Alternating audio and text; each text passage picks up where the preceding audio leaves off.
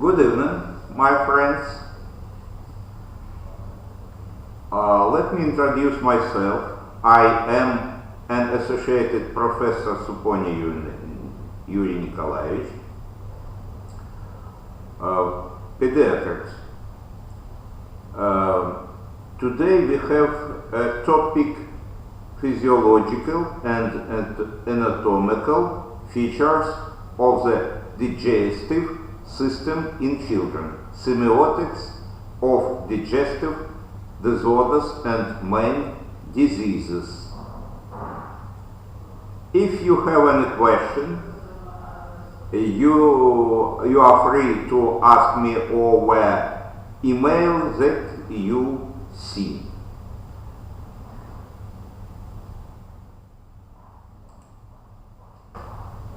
Children's digestive system. It has two parts. The first, the digestive tract, a long muscular tube with many sections and areas, begins with the mouth and in the anus. Accessory parts, organs that are not in the digestive tract but helps in digestive.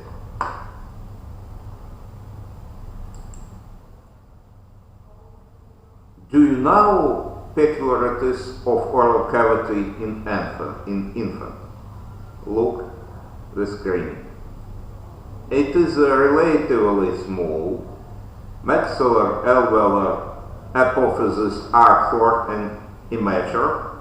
Soft palate is located horizontally, and hard palate is broad and flat. Mucosa is fine, dry, and well vascularized. The sucking fat in the cheeks fill the mouth and help to maintain negative pressure. The tongue is relatively thick and large. Teeth are absent. The salivary glands. The salivary glands are formed at birth, but are not functional. Secretion of saliva is low. Insufficient saliva in the first months of life is explained by incomplete development of the CNS and by reduced size of the salivary glands. Salivation begins to increase with teething because excitation of the trigeminal nerve, the fifth pair, or by excitation of pain receptors. Parotid glands is missing at birth but develops intensively from the age of 3-4 months.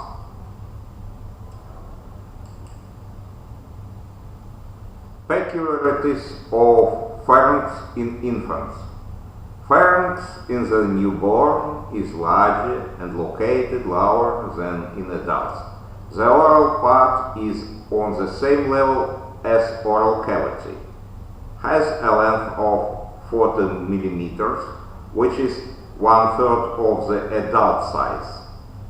The lymphoid tissue of Valdeir's ring is located at the gateway of adult pharynx. In children, this ring is missing.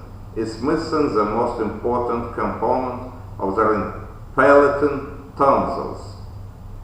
Eustachian tube communicate with the middle ear, is situated in a horizontal position, is shorter, and the lumen is wider.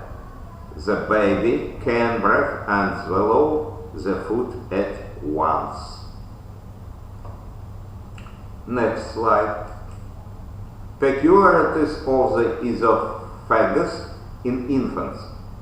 Esophagus is well developed, has the shape of two funnels enlarged upper and lower, which facilitates leaking milk. Average length of the esophagus in newborns is 10–16 cm. It is relatively narrow. The entrance into the esophagus is in newborn between the 3–4 cervical vertebrae. 2 years of live. 4–5 cervical vertebrae. 12 years of live. 6–7 cervical vertebrae. The localization of lower esophagus sphincter is the same in children of different age groups. 10–11 thoracic vertebrae. Ratio between the length of the esophagus and the length of the body is the same in children of different age groups. 1:5.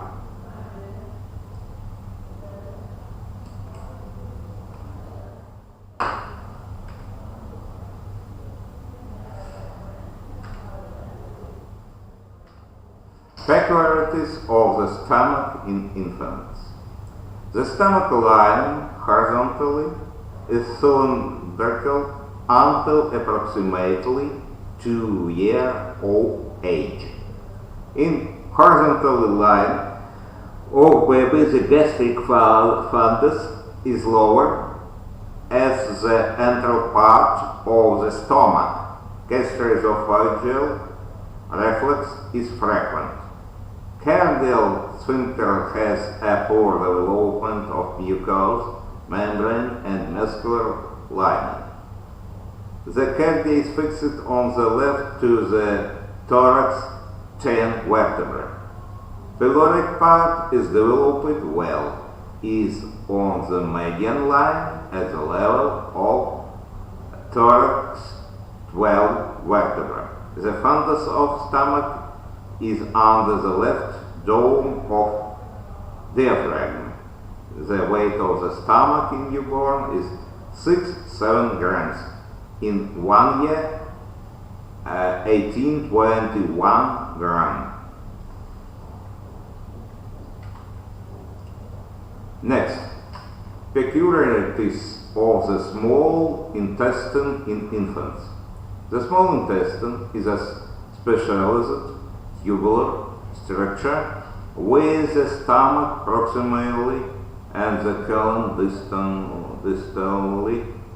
The small bowel increases 20 times in length with aging, from 200 cm in the newborn to almost 6 meters in the adult.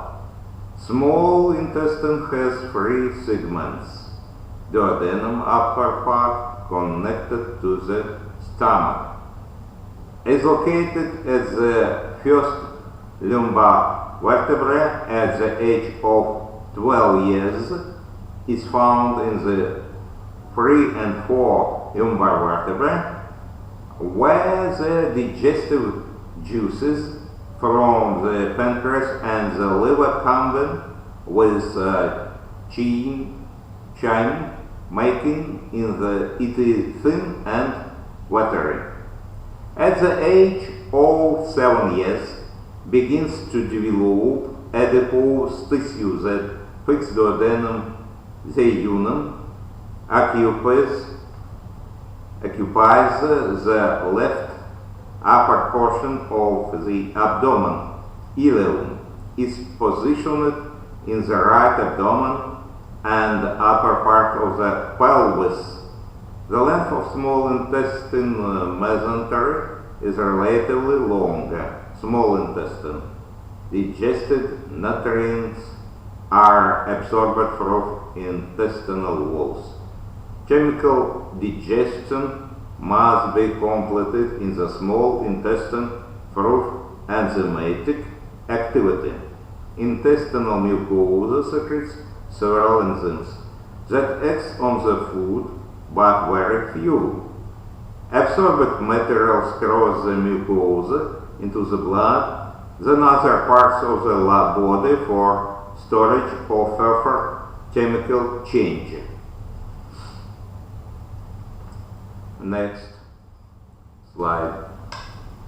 Peculiarities of the large intestine in infants. The large intestine is not completely developed.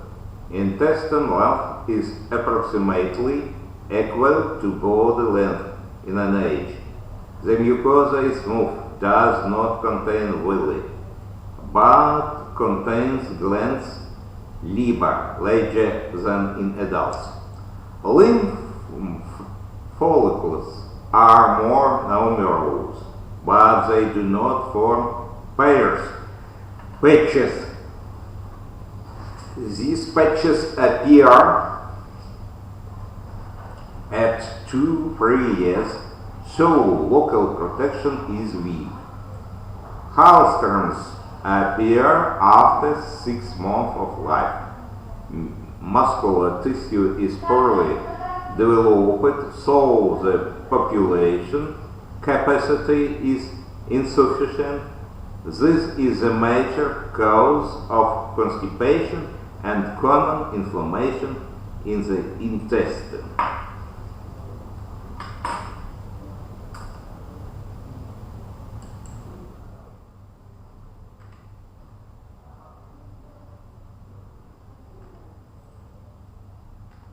Peculiarities of the liver in infants.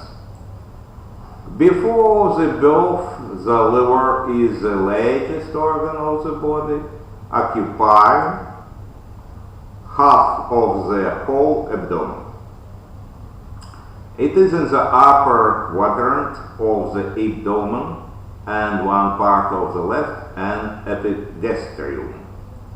The left lobes before the birth up to 1 year of life is very massive, maybe below the costal margin of 2-4 cm, can be palpated below the right costal margin until the age of 7 years.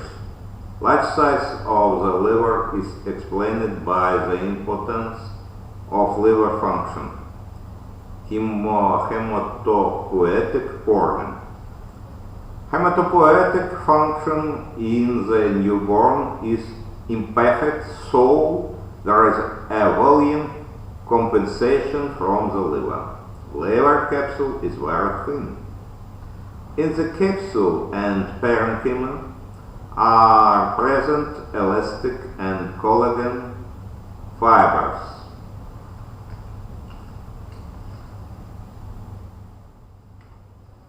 Look here, peculiarities of the gallbladder in infants.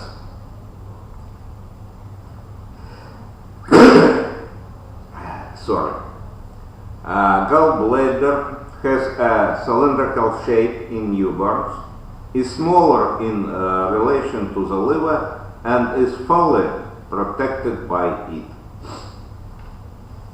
The gallbladder bottom is covered with peritoneum. Duct length is greater, 5-18 millimeters in comparison with adults.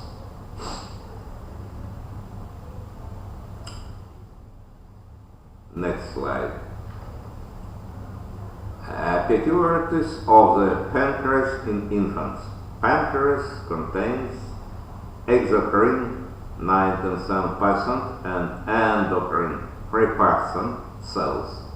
Exocrine functions the secretion of enzymes, proteolytic, trypsin, chymotrypsin, elastase, glycolytic, alpha-amylase, beta-lactase, maltase, lipolytic, lipase, phospholipase, A and B.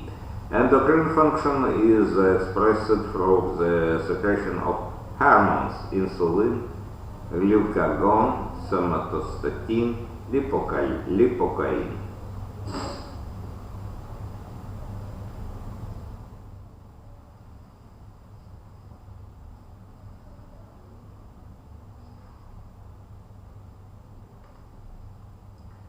Phases in control of gastric function. Summary of control. Cephalic phase, gastric phase, intestinal phase. Look attentionally on this scheme.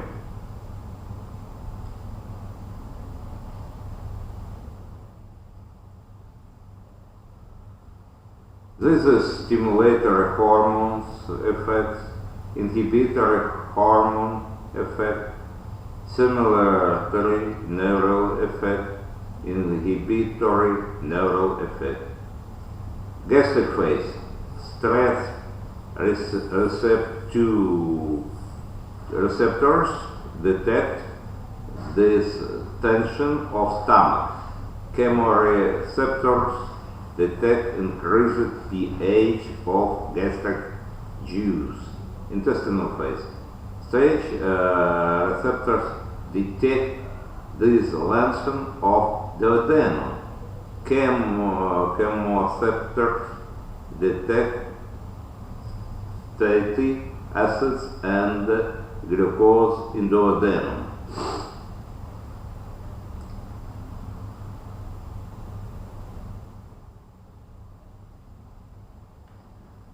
The most common complaints of digestive disorders: dyspeptic disturbances, appetite poor, excessive, moderate, heartburn, i.e.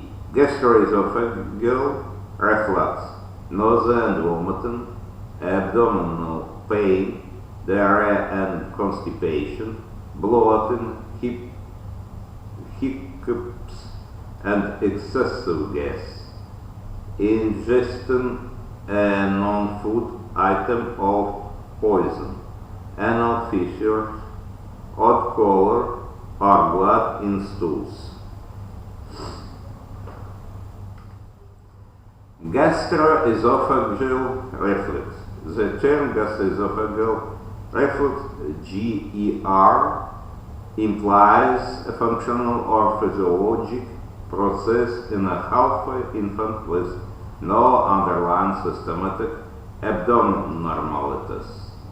GER is a common condition involving regurgitation or spitting up, which is the passive return of gastric contents retrograde into the esophagus. The prevalence of GER peaks between 1 and 4 months of age and usually resolved by 6 to 12 months of age. Regurgitation has been reported in 40–65% of healthy infants, but decreases to 1 by 1 year of age.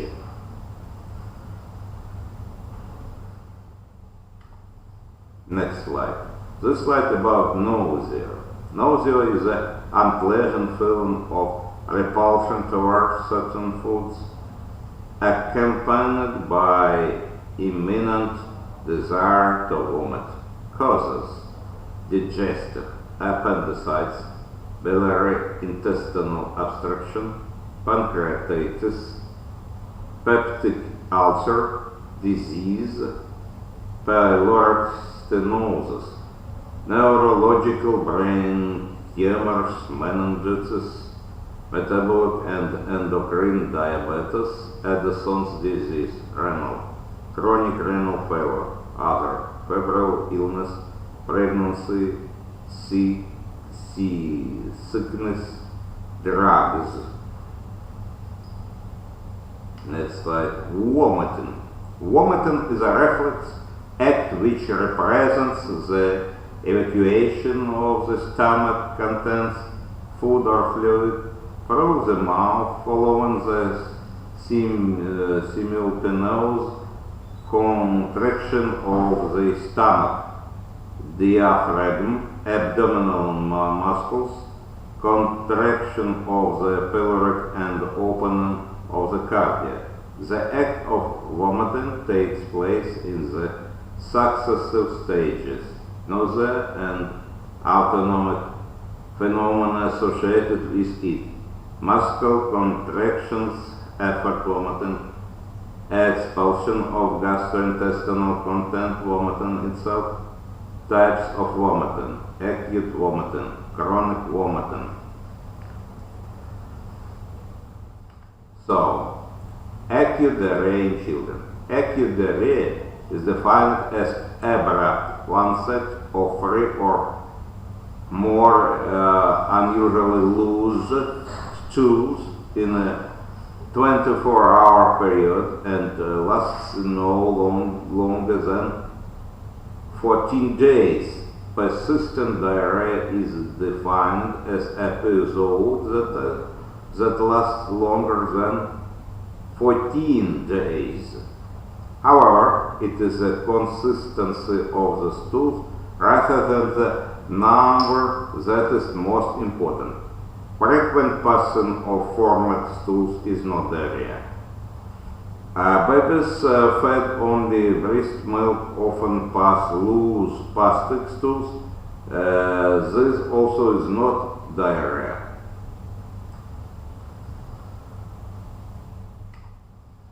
Clinical types of diarrheal diseases.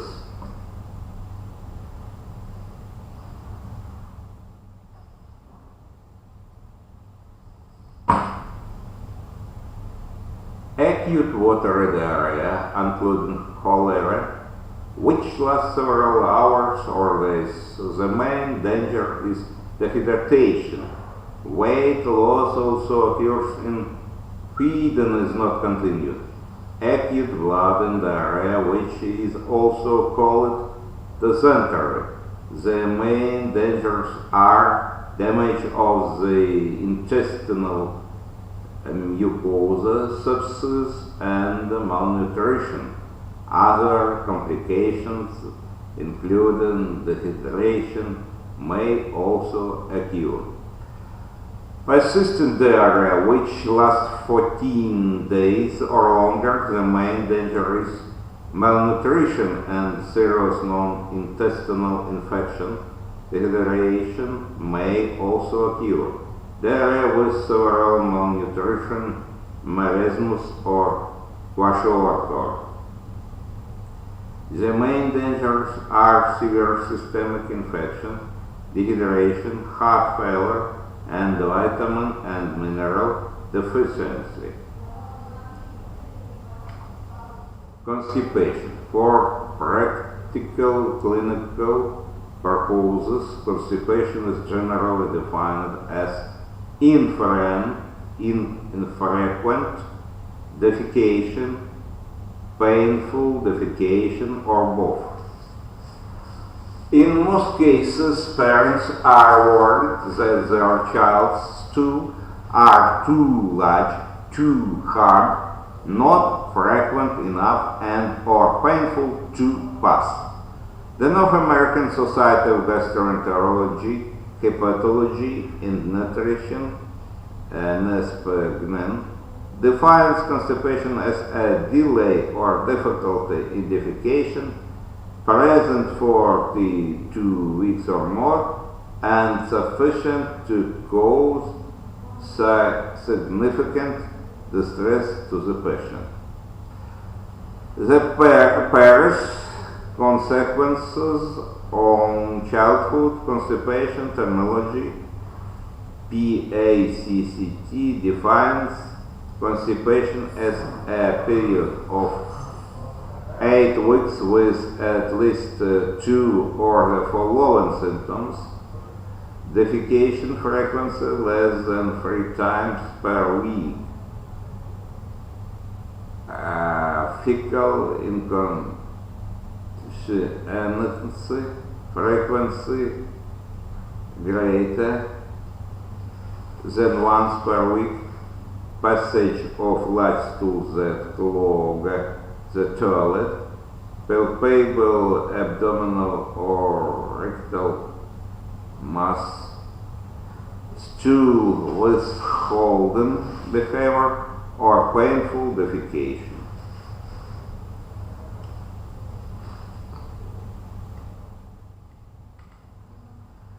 Health history assessment. Appetite. Assess any changes in appetite, food intolerance, and the presence of nausea and or vomiting. Pain. Include specific questions about when the pain occurs. Before meals, after meals, in the middle of the night, and any food associations. Specifically ask about heartburn and problems with a sore mouth, tongue or throat, teeth, gums. Ask about problems with bleeding gums, dental caries, throat. Ask about any hard senses or voice changes that might indicate the presence of a tumor and difficulty swallowing and the presence or absence of tonsils. Longer GI. Assess for problems with erection, flatulence, the color, frequency, and amount of stools. Assess per previous GL disease, history such as cholecystitis, inflammatory bowel diseases.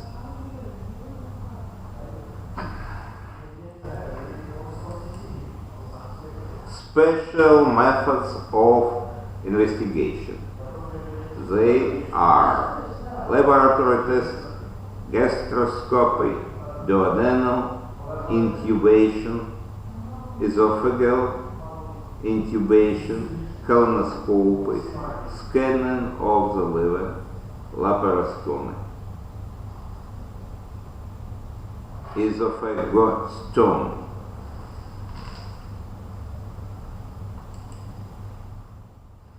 References you see.